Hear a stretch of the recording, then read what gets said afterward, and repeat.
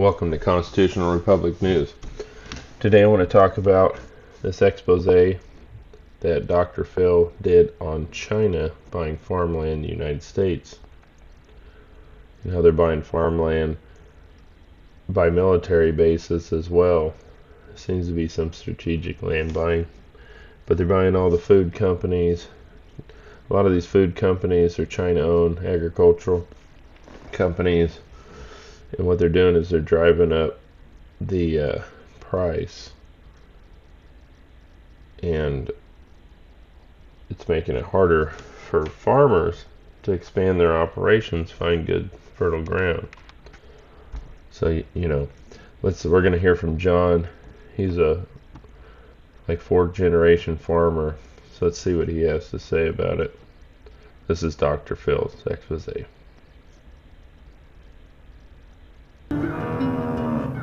China's really quietly stealing the agriculture sector in the United States. Will we be able to stay on the land and continue to farm? Farmers depend on good farm ground to make it or break it. Before China started coming into this area, I could buy decent farm ground for $2,500 to $3,000 an acre. Now it's $15,000, $20,000. I simply can't compete with that. And now I'm faced with China coming into the area and taking those freedoms away by purchasing the land, by buying the companies. I'm really at their liberty. They're now controlling the buying stations, the grain elevators, and they're controlling the food. Stealing our seed technology. So this is our food security. This is national security. China's bought land right here to my left. They're buying companies like Smithfield Foods. And that blue truck and trailer is what I drive to Smithfield Foods to haul soybeans, corn, and wheat on, to sell to a company that's owned by China. And this is a cry and plea to corporate America. It's a cry and plea to politicians to take action and put some laws in place to stop China from selling this stuff here that I'm standing on it. Stop allowing them to buy precious soil. China is not the only country buying up land in the United States. They only own 1% of foreign-owned land in the United States. To make a law to ban China, maybe they should make a law to ban all foreign countries and companies to not be able to own land in America, period, if they're going to do that. I'm not for China owning land, but it's barely China. It's horrible. I am not an expert on geopolitics and certainly not on geoeconomics, but I've got a really good friend who damn sure is, and his name is Kyle Bass. He is the founder and chief investment officer of Heyman Capital Management. He is a life member of the Council on Foreign Relations, and he has testified as an expert witness before Congress and has lectured on global economics, national security, geopolitics, and the architect of the Chinese financial system. He knows a thing or two about what we're talking about. Pleasure to be here, Dr. It's good to see you again. Good to see you. How's their economy doing right now? I mean, I actually think it's the worst it's ever been. So you have, they have leverage in their economy. And we all remember the global financial crisis in 2008. We had about 1 times our GDP in our banking system. And if you include non-banks, it was 1.7 times. China is 3.5 times levered to a system that's only been at capitalism for about 20 years. They ascended the WTO in 2001. So imagine they've got like 20 plates spinning and all the plates are starting to fall. So they have a youth unemployment crisis where the youth of China, they admitted 21% of the youth doesn't have a job. And some Chinese scholars say that's as high as 46% today. They have a real estate crisis where they let real estate grow unabated, and that was the Chinese miracle, growing their GDP through real estate. Now it's gone the other way. They've got a banking crisis, and they've got a local government finance crisis. All of those things are happening simultaneously as we sit here today.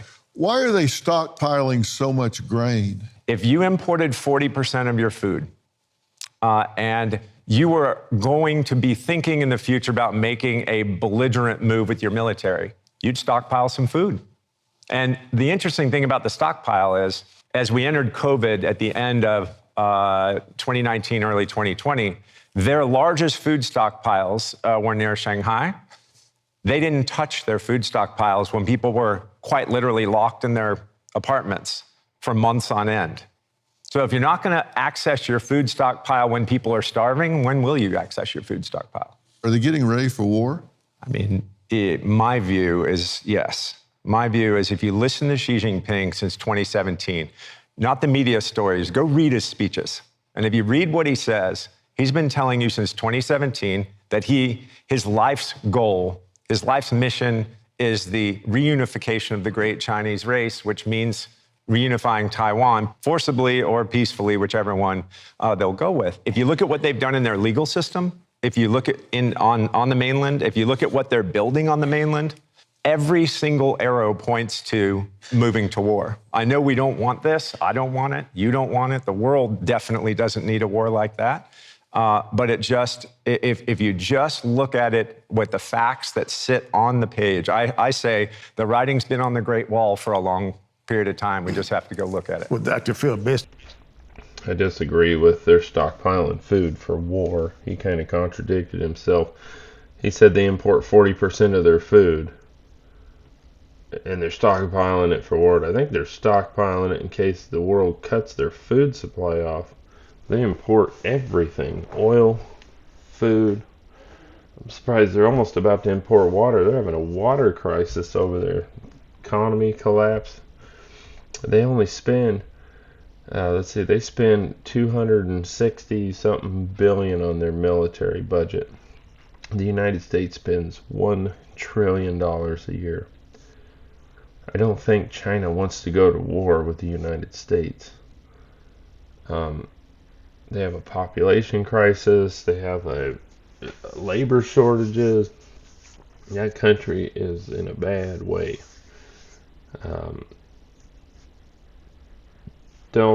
I wouldn't buy into everything these people are saying about war. That's just fear mongering.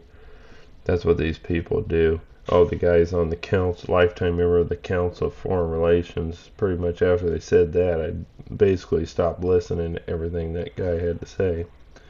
Because he's one of the elite, Bill Clinton's on the Council of Foreign Relations too.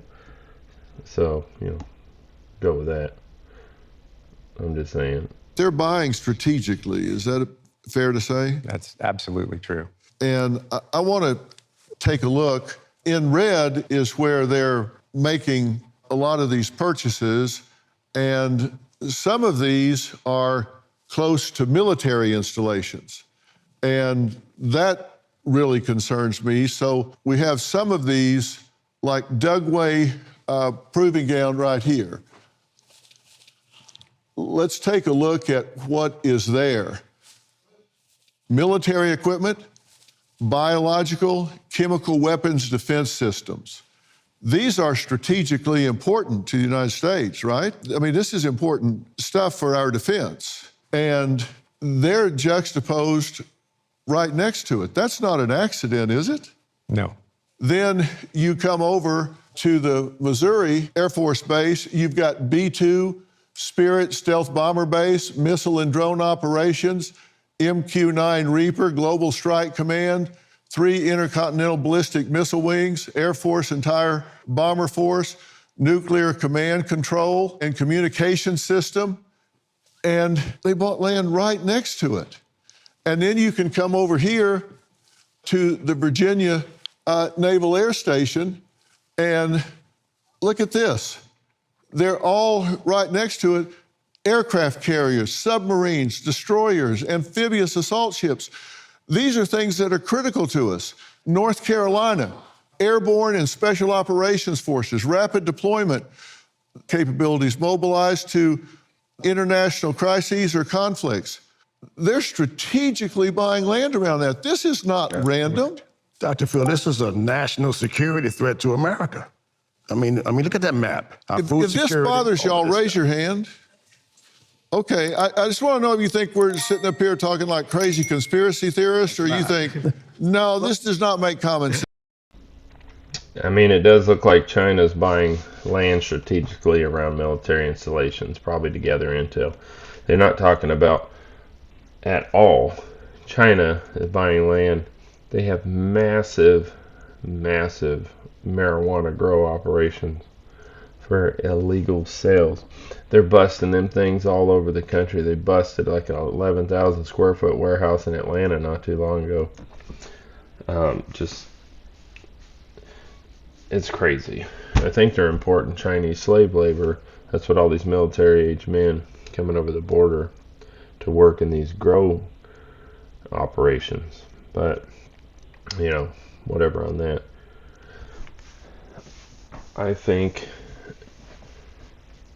there's a lot of concern over things that we don't need to be that concerned about. What's 1% of China owning farmland gonna do? It's like 400,000 acres. There's nothing. Here it says of all the foreign owned U.S. land, Canadian investors own the most at 12.8 million acres. This makes up 31% of all foreign owned U.S. land. Four other countries held 12.4 million acres combined, and another 31% of foreign owned land. Netherlands 12%, Italy 7%, UK 6%, Germany 6%. China owns less than 1%. So I don't think the real truth's coming out here about everything. I don't think it's China driving up the farmland prices. It's probably these other larger land investors, large corporate farm operations buying this land.